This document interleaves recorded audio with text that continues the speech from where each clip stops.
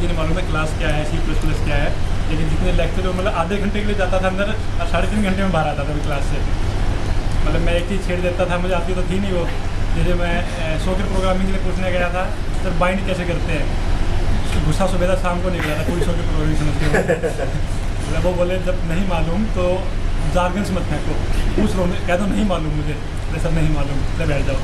मतलब ऐसा बहुत बार हुआ है कि एक छोटी सी चीज़ के लिए जाते घंटे पूछने के लिए 4 घंटे हम बाहर आते थे। उन्होंने सब कुछ पढ़ा डाला। अरे इस चक्कर में बाकी लोग फंस जाते थे, लोग कोई बुला लो बाहर बैठे। जनरली मेरे और इसके चक्कर में अनुज बहुत फंसता था।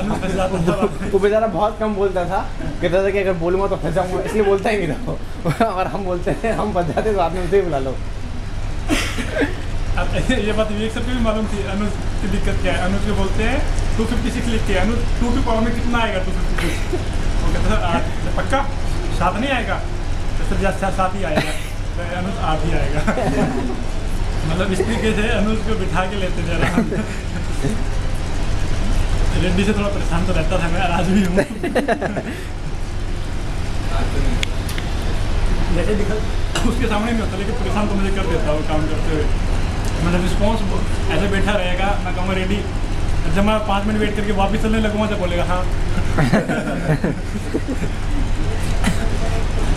फिर भी मतलब उसने सिखा दिया मुझे काम करना, मतलब उसने कभी हेल्प नहीं की मेरी। जब मैं कुछ पूछता था कहता था कर लेगा तो अपने आप, ये मैं तुझे नहीं बताऊँगा, तू कर अपने आप। और हो जाती थी 5 मिनट बाद 10 मिनट बाद, अगर वो मुझे बता देता था मैं मेहनत ना करता। फिर जैसे आज हल्दीन पूछती है, मुझे याद आता है जब मैं रेड्डी से पूछता था उसने कभी बताया नहीं, और वो चीज़ मैं खुद कर गया बाद में।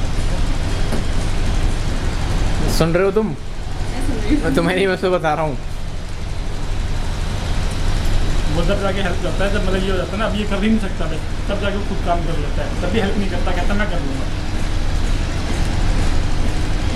खत्म हो गया।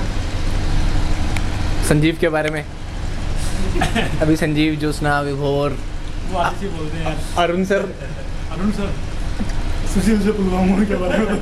सुशील मुझे खास फ्रेंड है। और यार ये वीडियो अरुण सर को नहीं भेजी। साथ बैठते हैं।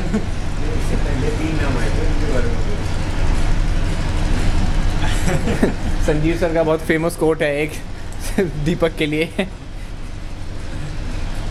आराम से बताइए। भाई साहब एक बार कोड लिख रहे थे कुछ, हाँ। तो वेरिएबल के नाम बड़े अच्छे लिखे थे उन्होंने। पीछे एक बार आए धमकी दे के चले गए, क्या ये चले गए। मैं फिर थोड़ा कोड देंगे, दूसरी बार आके बोले अगर मैंने अगली बार ऐसी लाइन देख ली तो फिर कोड नहीं करने दूँगा कभी यहाँ पर। वो सारे ना पहले मैंने वेरिएबल के नाम की।